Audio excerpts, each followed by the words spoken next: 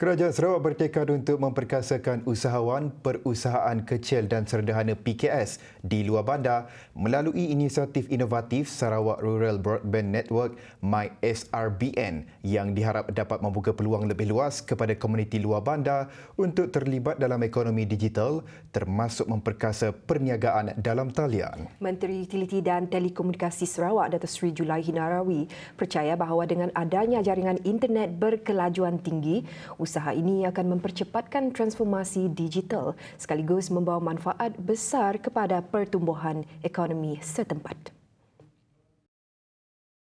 Secara keseluruhannya, lebih daripada 90% perniagaan di Malaysia termasuk di Sarawak adalah dari kategori PKS ataupun SME. Bakinya ialah daripada perniagaan yang lebih besar daripada PKS lah. Dan kita berharap dengan kemudahan MySRBN ini, para penduduk di luar bandar akan dapat meningkatkan penyertaan mereka dalam ekonomi digital, termasuk online business lah, di mana kita ada produk-produk yang boleh kita pasarkan melalui online transaction.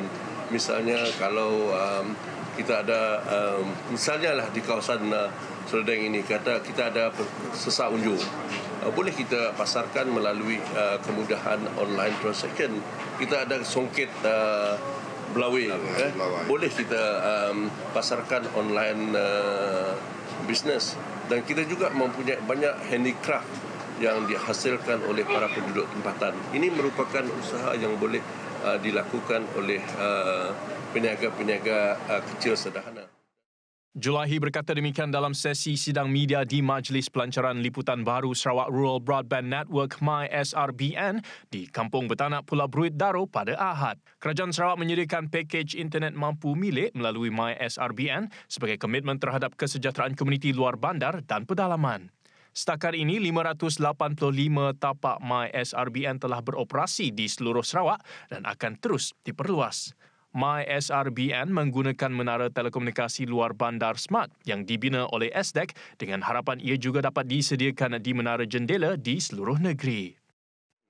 Tetapi saya dah bincang dengan pihak SDEC dan MCMC supaya diselaraskan, supaya di masa yang akan datang di menara jendela pun ada juga kemudahan MySRBN di masa yang akan datang.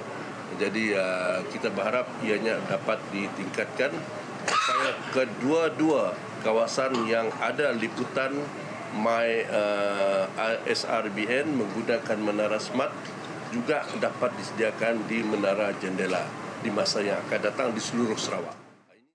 Turut hadir Timbalan Menteri Utiliti dan Telekomunikasi Datuk Dr. Abdul Rahman Junaidi, Timbalan Menteri di Jabatan Premier Hal Ehwal Korporat Penerangan dan UKAS, merangkap Ahli Dewan Undangan Negeri Semap Datuk Abdullah Saidul, Ahli Parlimen Tanjung Manis Yusof Abdul Wahab dan Ahli Parlimen Igan Ahmad Joni Zawawi serta Ketua Pegawai Eksekutif SDEC Datuk Sudarnoto Osman.